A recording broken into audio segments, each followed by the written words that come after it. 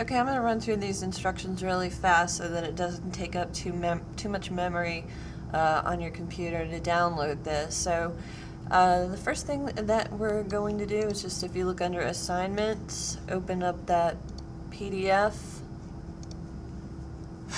and that's going to show you the ad that you're going to be recreating.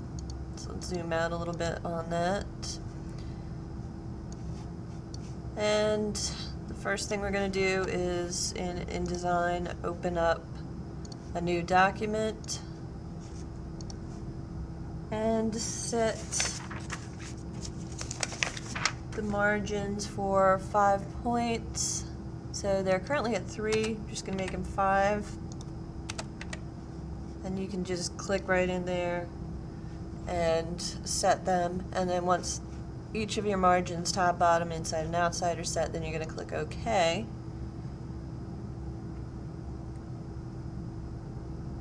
And then the next thing that we're going to do is recreate the rectangle at the bottom. So you're going to choose the rectangle tool. Using the ruler on the left side of the page, that'll help you to determine where halfway up the page is.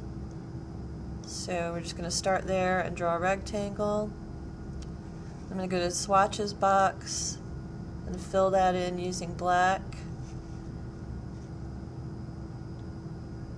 And then the next step is we want to draw a bigger rectangle. So we're going to choose that rectangle tool again, click and drag, and you can make it the size of the margins. And on that one, what we're going to do is set the stroke to 3 points. And also we're going to make sure in the swatches box that the border of that is set to black. And then with this still selected, this bigger box, go up to Object, Arrange, and Send to Back.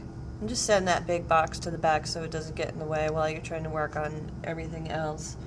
Okay, the next thing we're going to do is create a text box, so I'm just going to make it off to the side of the page. And I'm going to type in East Carolina University. I'm not going to do all the text, but I'll just get you started on that. So I'm going to highlight that text, and we want to make that 38 point times. So up at the top we're going to change it 38. And it's already set to times. So you'll notice that if the text box isn't big enough when the text size increases, what you'll need to do is make that text box bigger just by clicking and dragging on the corner. Make sure you have the pointer tool selected. Okay, once we have that done, we're going to highlight our text. So we're going to change the text to white, which in the swatches box is called paper. So choose the T, not the little line underneath it. That actually sets the outline of lettering. So choose the T behind it and set that to paper. And it's going to look like your text disappeared, but your text box is still there. So just click and drag on that. And once you bring it onto the screen with the black behind it, you'll be able to see the paper or the white text. Okay, the next thing that we're going to do, which is probably going to be the hardest part, is bring in the photograph from Blackboard. So if you go to Blackboard and look where it says graduation, a couple of ways to do this. One, you can try clicking on it and seeing if it will open. And if it does, that's the easy way. If it doesn't do that, it's opening up in Photoshop, which is fine. If it does open easily like that, just save it. Make sure it's saved to your desktop or wherever you're saving when working with VCL.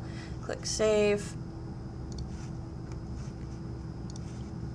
If your photo doesn't open for you when you do that, because it won't on some computers, what you'll need to do is just click and drag on the photo, drag it onto the desktop, then double click, and you'll probably need to put in your username and password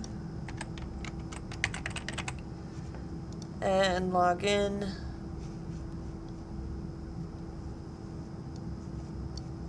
Let's close the ad. And it looks like now it's opening. But let's just double check on Blackboard. Or I'm sorry, on your desktop.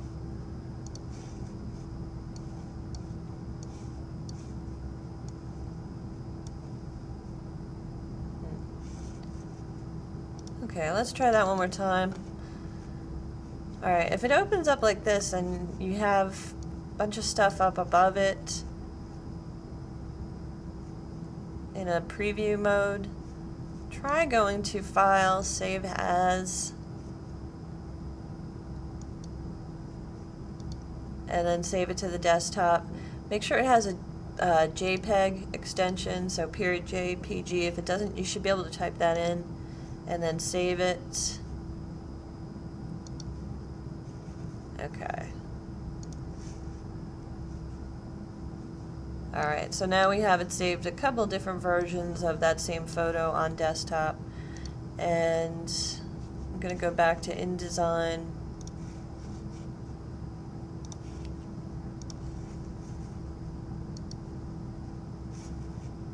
Find my document. And now when you bring in the photo, you can go File, Place, and you're going to look for that photo on the desktop. I'm going to just use the first one that opened up. Click Open. Make sure your pointer tool is selected before you place a picture, otherwise it might try to place this text and then it won't let you move the picture. So with the pointer tool selected, let's try that again. Alright, File, Place, Graduation, Open. Okay. And obviously the picture is going to be bigger than the space that you have on the ad, so what we need to do is make that picture smaller. So always hold down the Shift key when you're resizing a picture. So hold down the Shift key on your keyboard, use your cursor, and click and drag until you get the box the size that you want it.